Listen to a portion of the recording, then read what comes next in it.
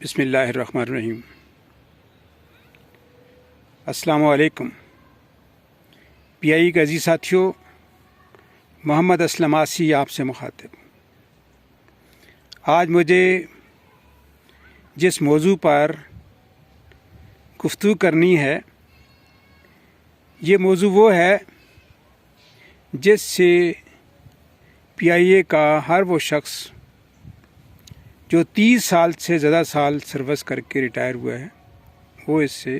متاثر ہوا ہے۔ آپ ساتھیوں کے علم میں ہوگا کہ پی آئی اے میں جب ہم ریٹائر ہوتے ہیں تو ہماری جو سروس ہے وہ بھلے آپ نے 42 سال کی ہو، 40 سال کی ہو، وہ ہر دو صورتوں میں 30 سال سے زیادہ والی سروس کو صرف 30 سال ہی کاؤنٹ کرتے۔ حالانکہ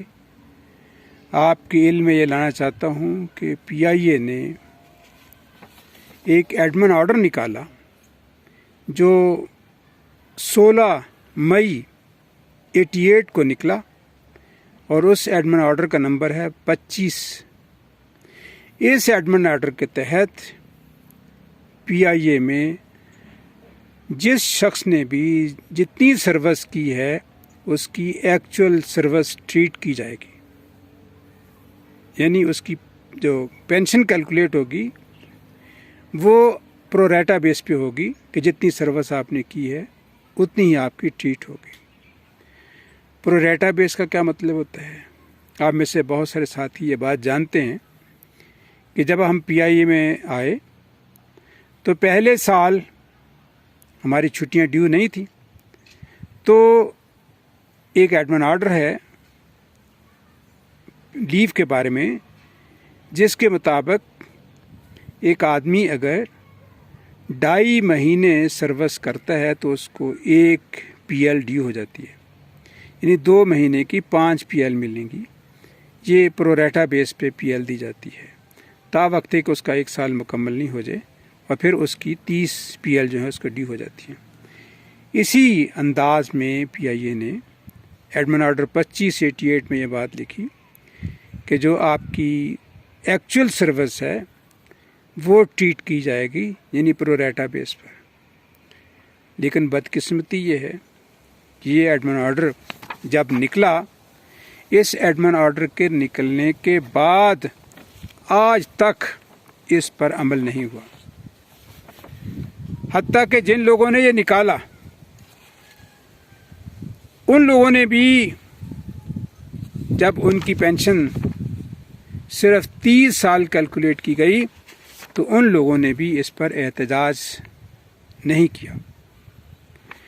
دلچسپ بات یہ ہے کہ جب 85 میں جب پی پی ایم بنا 85 کے بعد، تو اس پی پی ایم کے اندر بھی اسی کلاس کو منوان اسی طرح ایڈ کر دیا گیا۔ پی آئی اے کے پینشن چیپٹر 18 کی سب کلاس 6 اور اس کی سب کلاس 4، یعنی 18.6.4 میں وہی ایڈمن آرڈر ریپروڈیوس کیا گیا کہ ایڈمن آرڈر 2588 کے تحت جو آپ کی سروس ہے اس میں واضح طور پر لکھا گیا ہے کہ corporation service means the service of the corporation, یعنی جو آپ کی کارپوریشن میں سروس کی ہے وہ آپ کی ایکچول سروس ٹریٹ کی جائے گی۔ 2010 میں جب پی پی ایم اپڈیٹ ہوا، ریویو ہوا، تو اس میں بھی یہ بات لکھی ہوئی ہے۔ 2014 میں جب اس کو ریویو کیا گیا تو اس میں بھی یہ بات ایز اٹ از لکھی ہوئی ہے۔ حتیٰ کہ 2016 میں جو آخری دفعہ پی پی ایم اپڈیٹ ہوا ہے اس میں بھی ایڈمن آرڈر لکھا ہوا ہے کہ ہر آدمی کی جو پینشنیبل سروس ہے وہ اس کی ایکچول سروس پہ ٹریٹ ہوگی۔ آپ اندازہ لگائیں کہ ایک آدمی اگر 18 سال کی عمر میں پی آئی میں آتا ہے، 42 سال سروس کر کے وہ 60 سال کا ہوتا ہے، تو اس کے جو آخری 12 سال ہیں وہ پی آئی اے کاؤنٹ نہیں کرتی، گویا وہ اس ایڈمن آرڈر 2588 کی کھلی خلاف ورزی کرتی ہے۔ اور اس کی وجہ سے اس وقت تک تقریباً 15,262 افراد ایسے ہیں جن کے PIA نے ایکچوئل سروس ٹریٹ کرنے کے بجائے صرف 30 سال کیلکولیٹ کی ہے، اس پہ کوئی آواز نہیں اٹھاتا، کوئی ایسوسیشن ہو، کوئی CBO ہو، کوئی آواز نہیں اٹھاتے۔ میں یہ بات بڑے دکھ سے کہتا ہوں کہ اس ایشو پر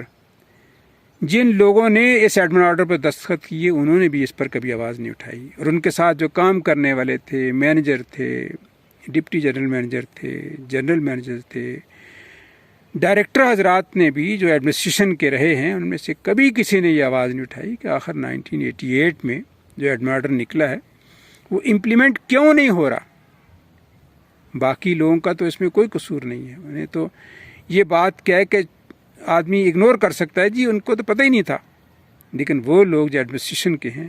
ان کو پتہ تھا، تو انہوں نے کیوں نہیں اس پہ صدائے احتجاج بلند کی۔ آج حالت یہ ہے کہ 15,262 افراد کی پینشن جو ہے وہ غلط کیلکولیٹ کی گئی ہے،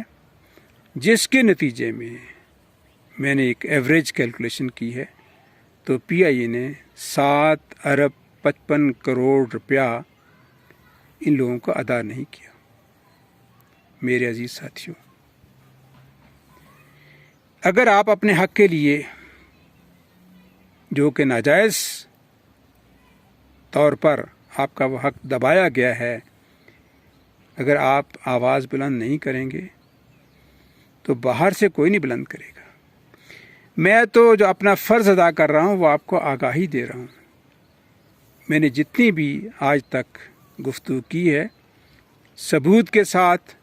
اور دلیل کے ساتھ کی ہے، یہ سوچ کر کہ ہو سکتا ہے آپ کو اس بات کا احساس ہو جائے کہ آپ کے ساتھ کتنا ظلم ہوا ہے۔ میرے عزیز ساتھیوں، اگر آپ یہ سمجھتے ہیں کہ آپ کے ساتھ یہ زیادتی ہوئی ہے تو اس کے لیے آپ کو اٹھ کھڑا ہونا ہوگا۔ میں جو ہر ایشو پر آپ کو بریفنگ دے رہا ہوں، ہر ایشو پر جو آپ کو آگاہی دے رہا ہوں، میری کوشش یہ ہے کہ آپ اس بات کو سمجھ لیں کہ آپ کی پینشن جو کیلکولیٹ ہوئی ہے وہ غلط کیلکولیٹ ہوئی ہے، وہ پینشن جو کمیوٹ ہوئی ہے غلط کمیوٹ ہوئی ہے، آپ کی جو لینتھ آف سروس ہے وہ غلط کمیوٹ ہوئی ہے، حتیٰ کہ PIA کے پینشن رولز بھی سرے سے غلط ہیں۔ اس کی کوئی کمپیٹنسی نہیں ہے، کسی اتھارٹی نے، کمپیٹنٹ اتھارٹی نے اس کو اپروو نہیں کیا۔ PIA کے جو پینشن رولز ہیں وہ آج تک کسی بھی بورڈ آف ڈائریکٹر کے سامنے پیش نہیں ہوئے، جس کی وجہ سے وہ منظور شدہ نہیں ہے۔ اب آپ بتائیے، کیا آپ یہ محسوس کرتے ہیں؟ کیا یہ آپ کو احساس ہے کہ آپ کے ساتھ اس زیادتی ہوئی ہے؟ اگر آپ کو یہ احساس ہے تو میرا دست و بازو بنے۔ میں انشاءاللہ آپ کے ایک ایک مسئلے کو تفصیل کے ساتھ بیان کروں گا، آپ کے علم میں لاؤں گا۔ آپ میری گفتگو کو، میری ویڈیو کو بار بار سنیں، بار بار دیکھیں۔ یہ انشاءاللہ آپ کے پاس ایک اتھینٹک ڈاکومنٹ کی شکل میں محفوظ ہو رہی ہے، اور وقت گزرنے کے ساتھ ساتھ لوگوں کا اس طرف رجوع ہو رہا ہے۔ میں یہ دیکھ رہا ہوں کہ بہت بڑی تعداد لوگوں کی میری آواز پر لبیک کہہ رہی ہے، الحمدللہ ثم الحمدللہ، اور انشاءاللہ وہ وقت دور نہیں۔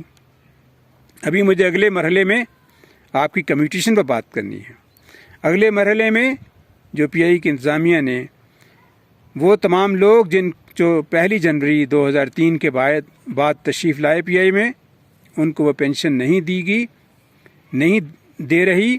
اس پر میں نے گفتگو کرنی ہے۔ میں یہ سارے وقت کے گزرنے کے ساتھ ساتھ سارے ایشوز پر آہستہ آہستہ آپ کو بریفنگ دے رہا ہوں،